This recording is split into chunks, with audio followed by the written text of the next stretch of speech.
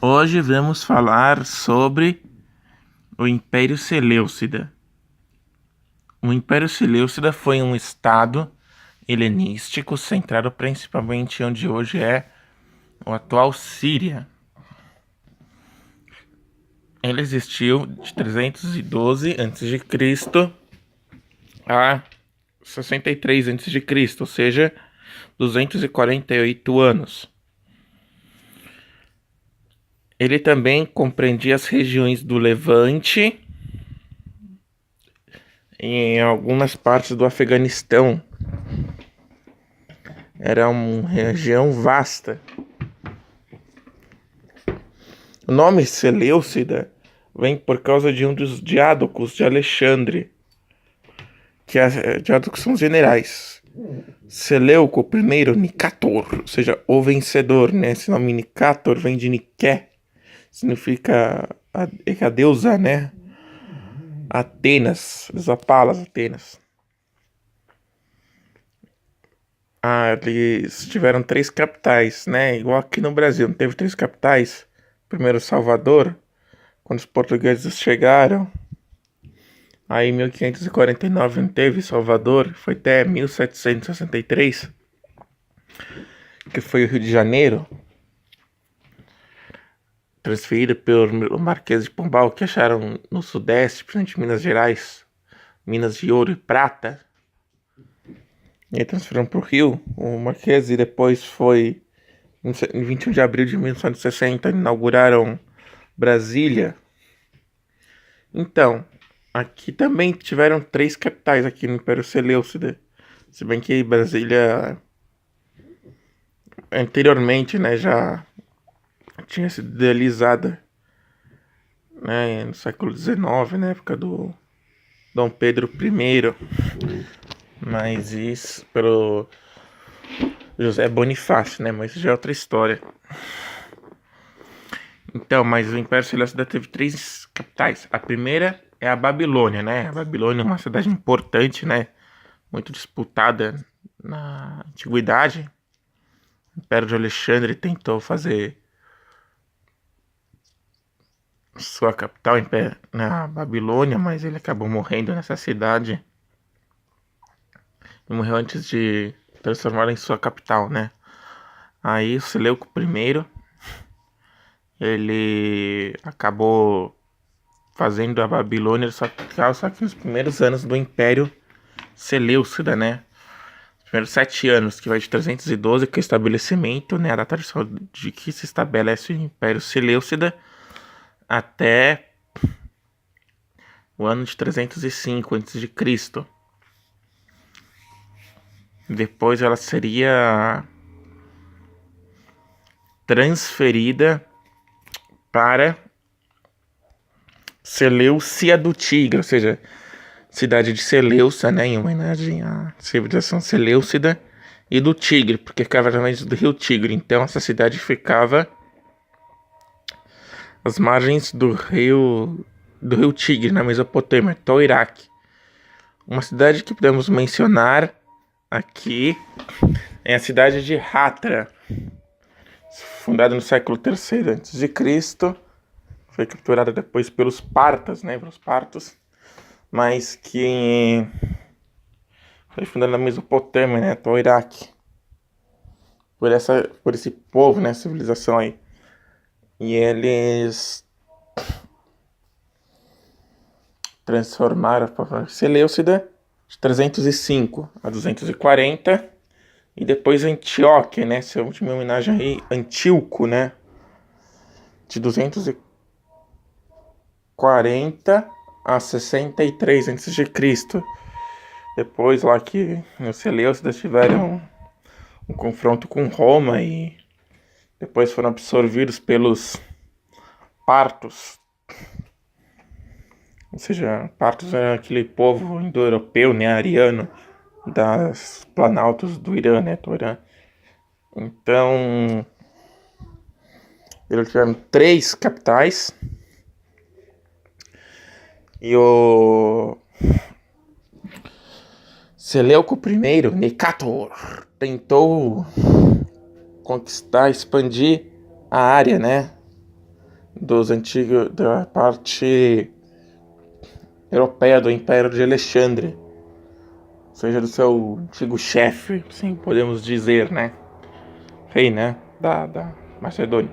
Ele tentou conquistar a própria Macedônia, fracassou. Tentou conquistar a Trácia, que é a atual Bulgária, fracassou. E ele foi assassinado depois, né? Lembrando aí que quando Alexandre conquistou lá o Império Persa, Aquemênida, o Império estava fraco.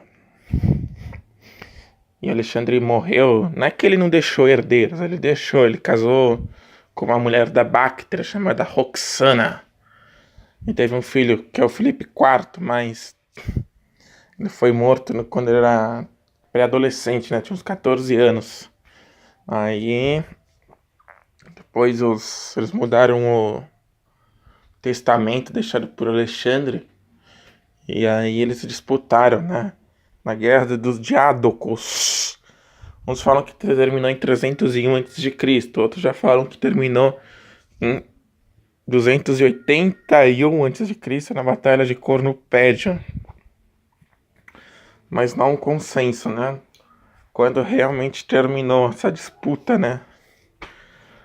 Mas eles acabaram se dividindo, né? Ele tenta até conquistar o Seleuco I, a parte lá pertencente ao Diádoco, general de Alexandre Lisímaco, mas fracassou. E ele teve um filho, mas não conseguiu expandir, né, o império, né? O assassino de Seleuco I se chamava Ptolomeu Serauno. E o filho dele era Antíoco I Sóter.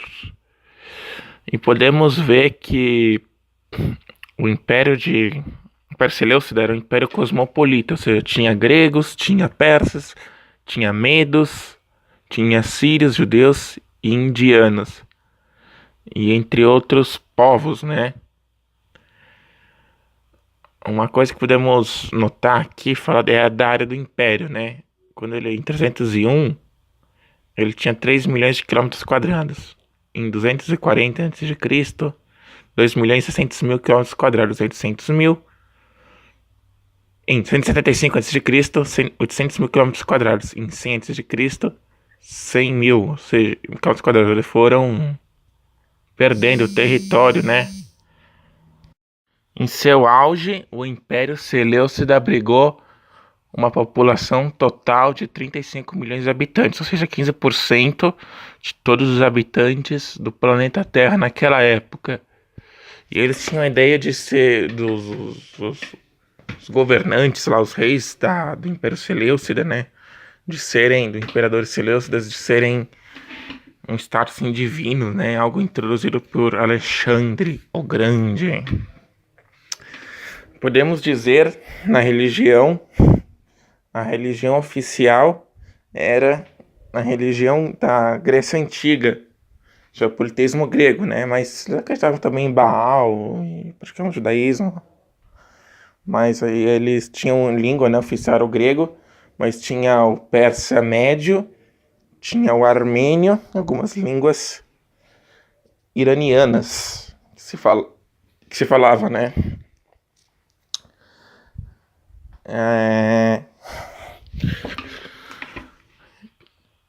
Eles também, né?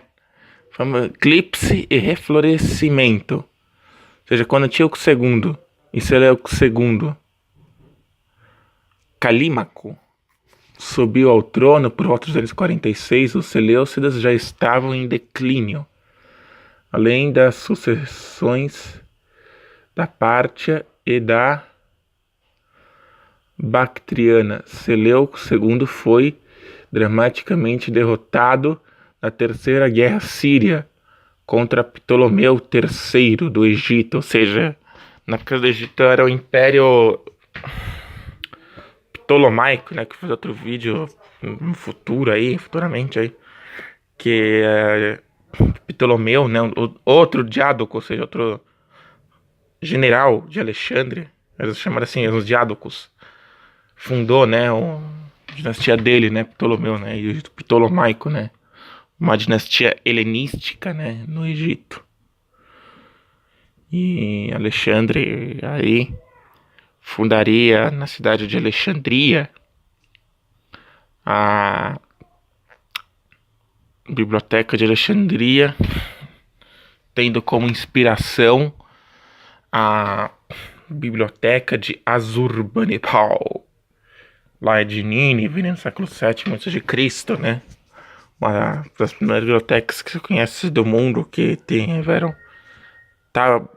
tabuletas de argila, né? Então Alexandre que se inspirou aí para fazer a dele.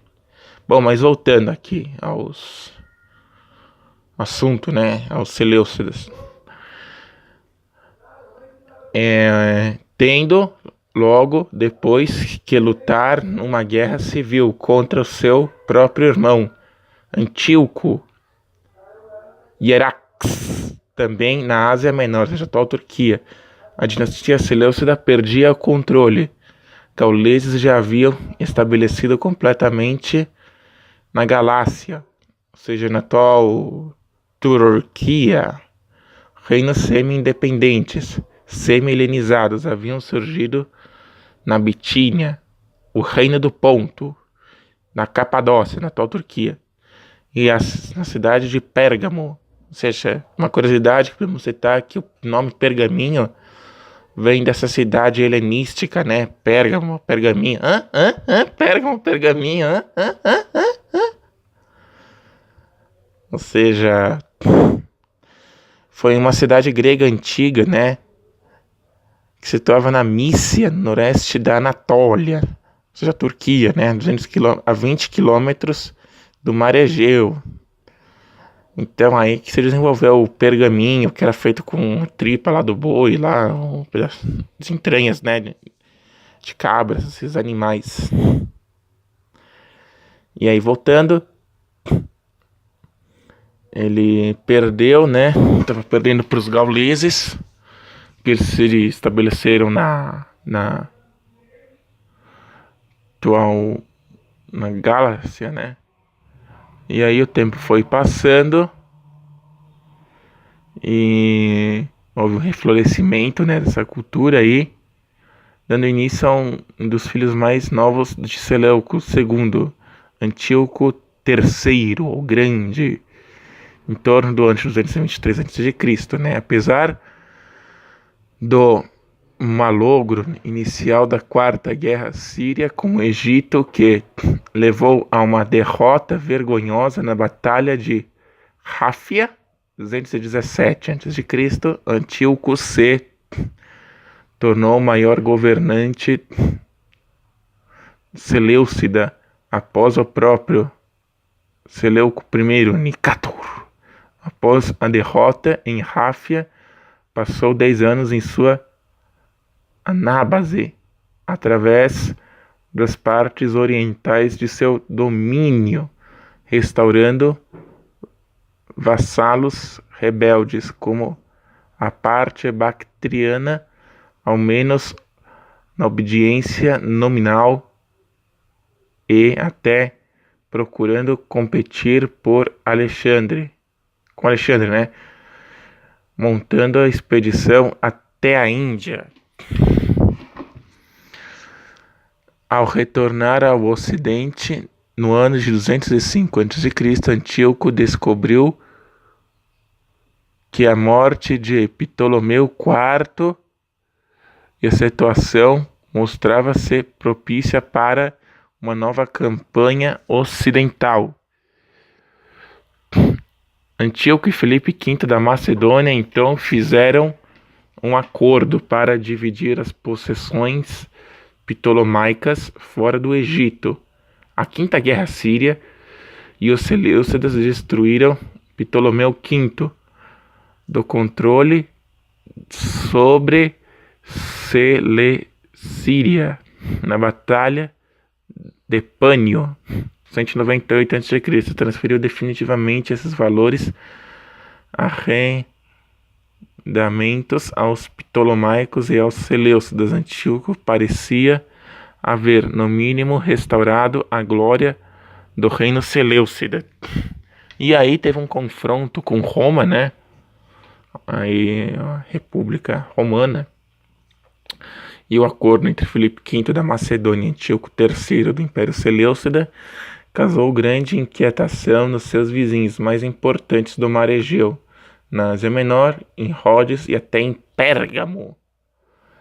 Há quem duvide da existência do tal acordo, que tenha como princípio objetivo a divisão do Império Lágda, provavelmente sendo verdadeiro ou não ter alcançado nem a consistência que lhe atribuíam em breve os interesses de Antígonas e dos Seleucidas entrariam em conflito. Filipe V já com esse fato. E aí o tempo se passaria, né? E aí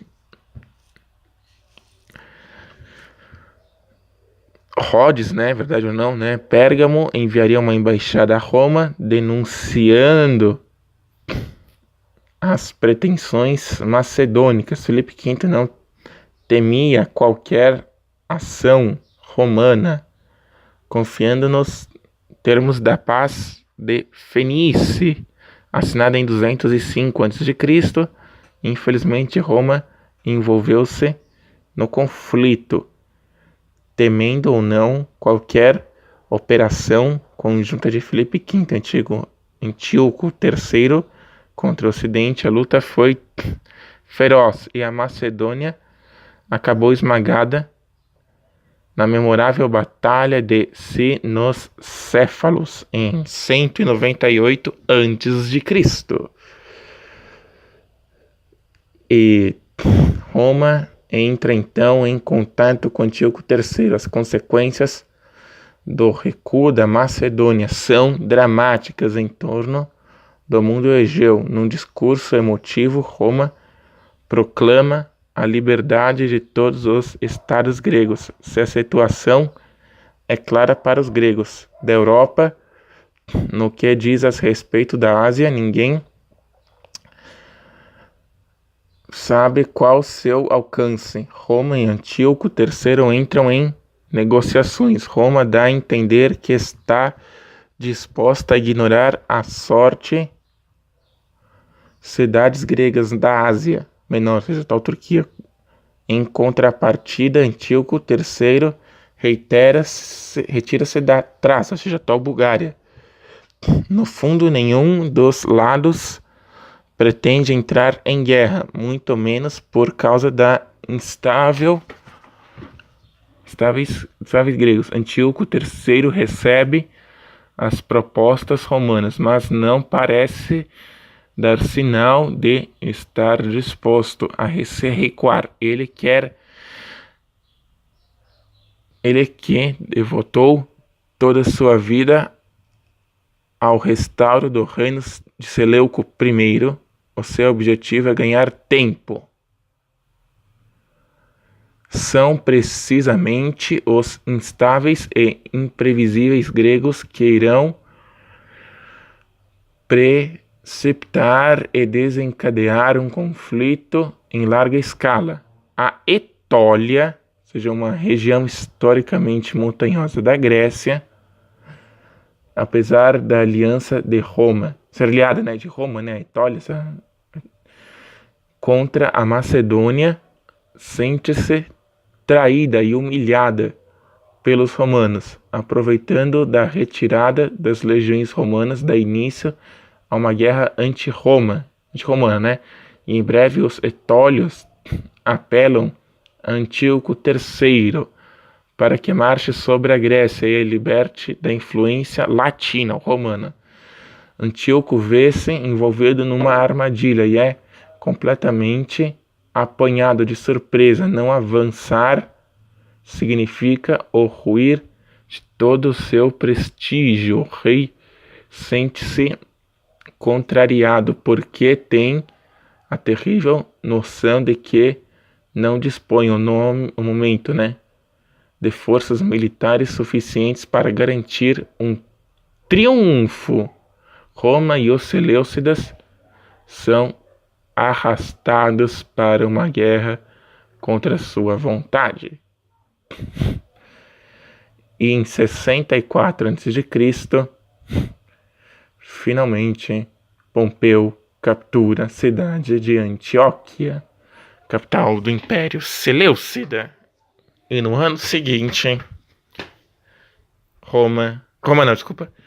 os partos conquistam definitivamente o Império Seleucida, pondo fim a esta civilização helenística que ficava localizada onde hoje é o Oriente Médio, o Oriente Próximo. E é isso aí, pessoal. Curtem, compartilhem, não esqueçam de se inscrever. Passem esse vídeo para os seus amigos. Um forte abraço e até a próxima!